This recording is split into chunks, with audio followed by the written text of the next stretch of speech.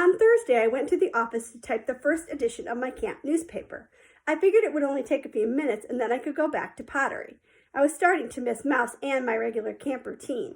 Mouse and Russ were probably having a lot of fun with the pottery wheel, and with me out of the way, they'd each have extra turns.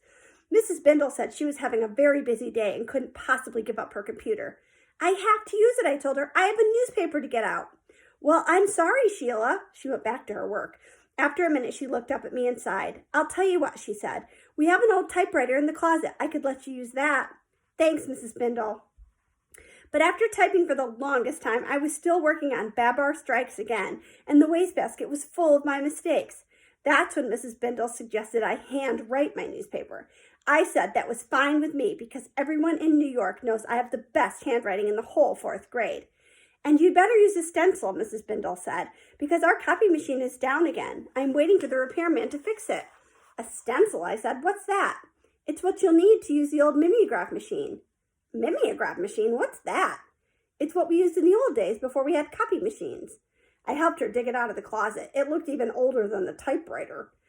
I found out pretty fast that it's not so easy to write your best on a stencil. I kept goofing, and none of my lines came out straight. They all ran downhill.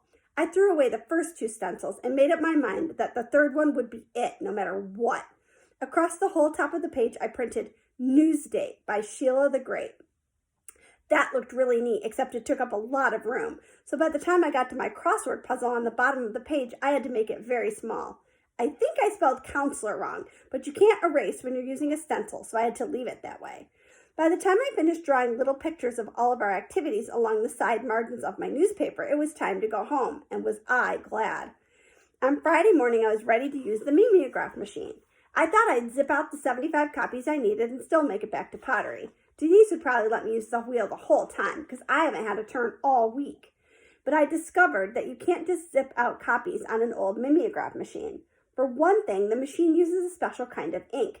And after half an hour, my hands were full of it, but the machine didn't have enough because every page came out blank. So I poured in a ton of ink, and then when I cranked out the first few copies, big blobs of purple were all over the paper, and you couldn't read anything I'd written.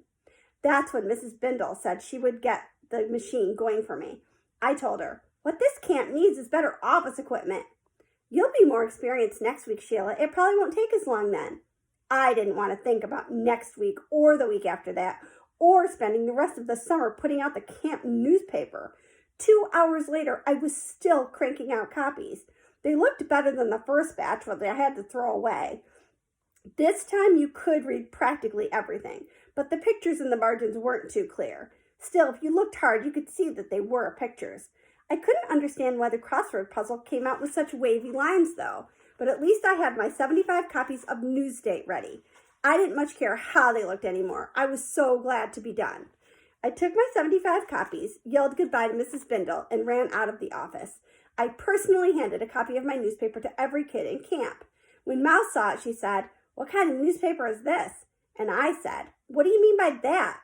She said, "I never heard of a newspaper that's handwritten. It doesn't even look like a newspaper to me."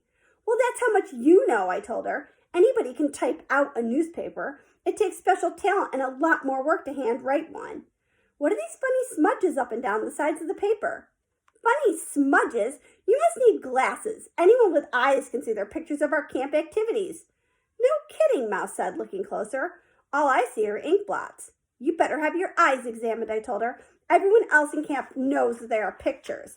That's when Russ came up to me and said, "Hey, Sheila, why didn't you get my mother help to help you? Then you wouldn't have gotten your papers all smudged up." Before I had a chance to say anything, 2 big boys walked over to us and handed me the finished crossword puzzle. "Okay, Sheila the Great," one of them said. "What's the big prize?" That's when I realized I didn't have a prize to give. I was so sure nobody would be able to figure out my puzzle. "Well," the other boy said, I had to think fast. How would it look if Sheila the Great didn't have a super prize to give? "Congratulations," I said. "You are both very lucky. Very lucky. Very, very lucky." "So what do we win?" they asked. "You win the camp newspaper. That's what you win. Next week, you get to write it all by yourself. Unless, of course, you feel you need a committee. Most people aren't able to run newspapers by themselves. Some prize." "I knew you'd think so," I told them, smiling at Mouse and Russ. That night, I made up my mind that the next time I think up such a great project, I will be the boss, and my committee of workers will do everything else. That's it, friends.